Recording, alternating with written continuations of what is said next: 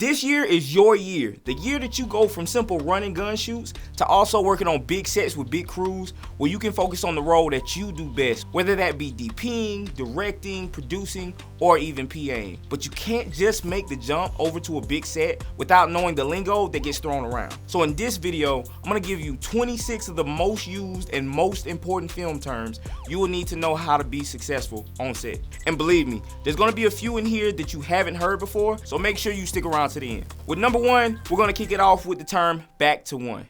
Back to one is something you will hear mainly used by the AD or the director. We're basically telling the talent and the crew to reset and start from the beginning of a scene or take. The reason I'll say back to one and reshoot a scene instead of cutting and resetting is if something minor was off but everything else played out well. So for example, if during a scene I notice that my AC lost focus momentarily and it's at the beginning of the scene, I'll just have us start over so that we don't lose momentum or cause our actors to lose momentum and they can stay in their groove. So if you hear back to one, back that thing up, shawty. Girl, you look good once I back that thing up. The next term I want to go over is Hollywood or Hollywooding. If you hear someone to tell you to Hollywood a light or a frame, that means to simply hold it in place instead of setting it up on a stand or a C-stand. The reason for this can be because we're running low on time or because the scene and actor is moving and the light needs to move with it. So it's good for speed and mobility. 86. 86 means to kill it. Not actually kill it, but get rid of it. We're not going to use it, etc. I mostly hear DPs say this concerning a light that they wanted to try to implement or one that needs to go because we're pulling out for a wider shot. But directors, producers, and ADs, of course, can say it as well. Me personally, though, I try to refrain from saying it because one day on set, instead of saying 86 it, I accidentally said 69 it. Yeah. She's a super freak, super freak. Auditioning it is kind of like a relative to Hollywood it because most times when a DP wants you to audition a light, you're going to simply hold it in place of where it would be set up for both he and the director to determine if they like what it does to the scene. The major difference between the two is that after you audition it, they could like it or not like it. If they like it, you may actually set it up on a stand and not have to hold it yourself. But if you hear Hollywood it, 9 times out of 10, the decision to go with it has already been made and they just want you to conserve time by holding the light instead of setting up a stand. But don't be surprised if they realize it's not doing the job and tells you to 86 it. 10-1. 10-1 is what you tell your crew members if you have to use the little girl's room. Is that saying even appropriate anymore? If you have to pee, you don't want to yell it out, especially with clients around. So instead, you say 10-1 and everyone will know that you have to go take a leak or you're gonna soil yourself. This next one, I gave its own moment, even though it is in conjunction with the first, because there's a little more you gotta know about this one. Like, literally. 10-2 means you have to take a poop. Big poop, little poop, whatever. But there's a secret most people actually don't know about the 10-2. Come closer. Most people who have the 10-2, most of the time just say they have the 10-1. Because let's be honest, for most, it's a little embarrassing to say that you have to take a deuce.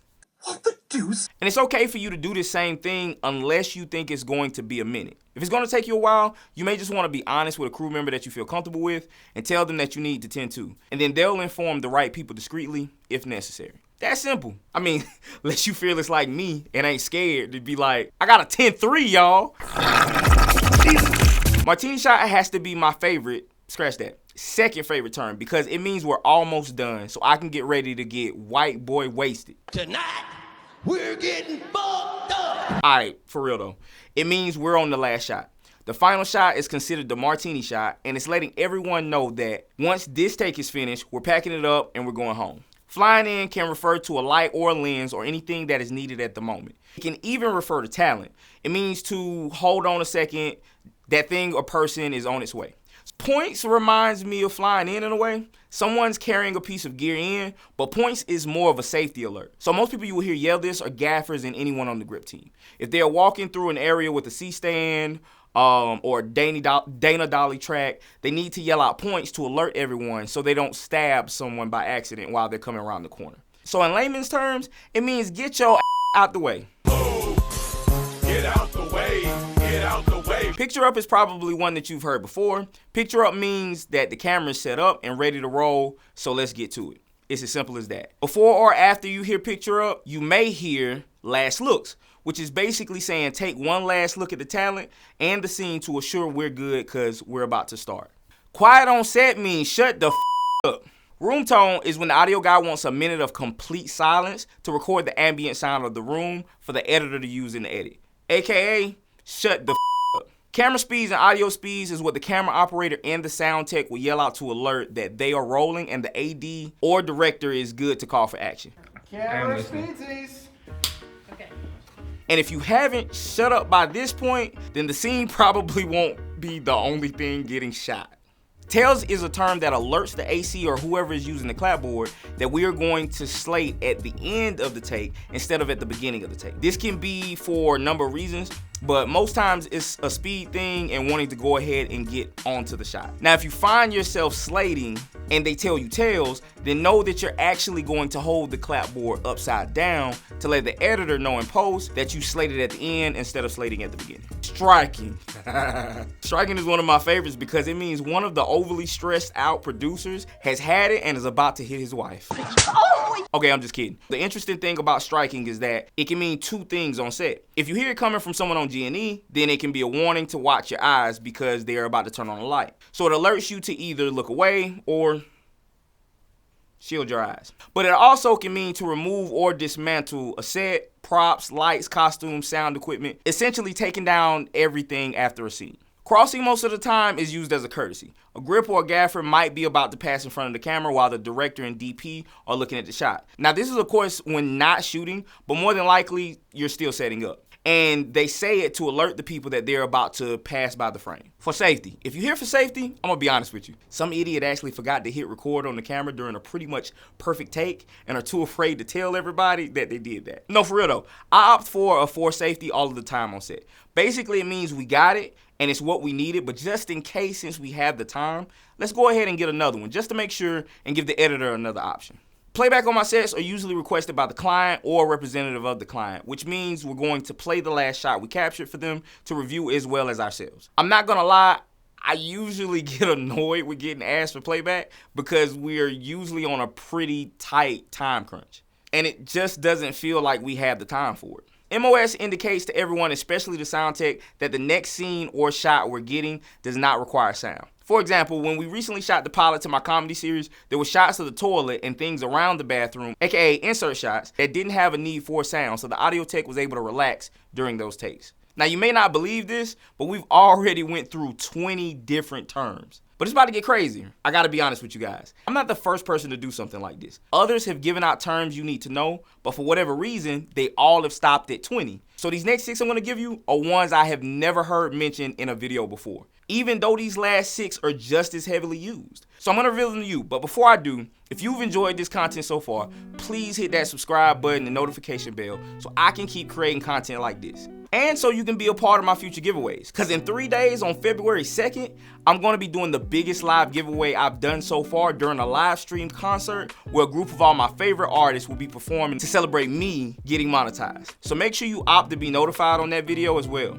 With that being said, the next term is the most rare used on the final 6, but I hear the term because I shoot music videos, and it's non-MOS.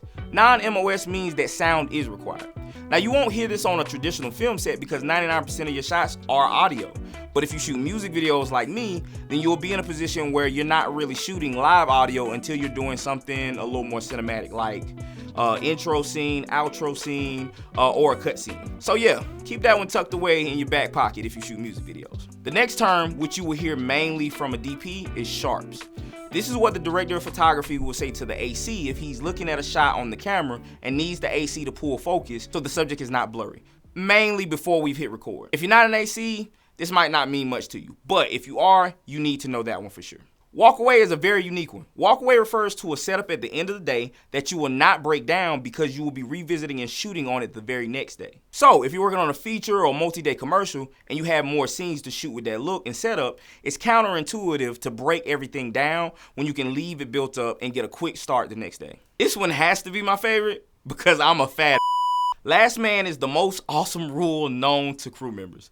So basically, when you go on lunch, whether it be for an hour or just 30 minutes, the time doesn't actually start until the last man gets their plate. So when you hear last man, that's when the clock starts for you to get back on set. So for my fellow fat friends at heart, if you want to make the most out of your lunch break, get your food first, because if it's a fairly large crew, then by the time last man is announced, you'll already be done eating and you can really get some relaxation. Get in my belly! The next term that is very important to know is Firewatch. If someone tells you to Firewatch something, it means they are asking you to momentarily be responsible over a piece of equipment or a light that they're leaving for whatever reason. It's something that's their responsibility, but something else has came up and needs their attention, so they're giving you that responsibility momentarily instead of breaking that thing down and, making it safe.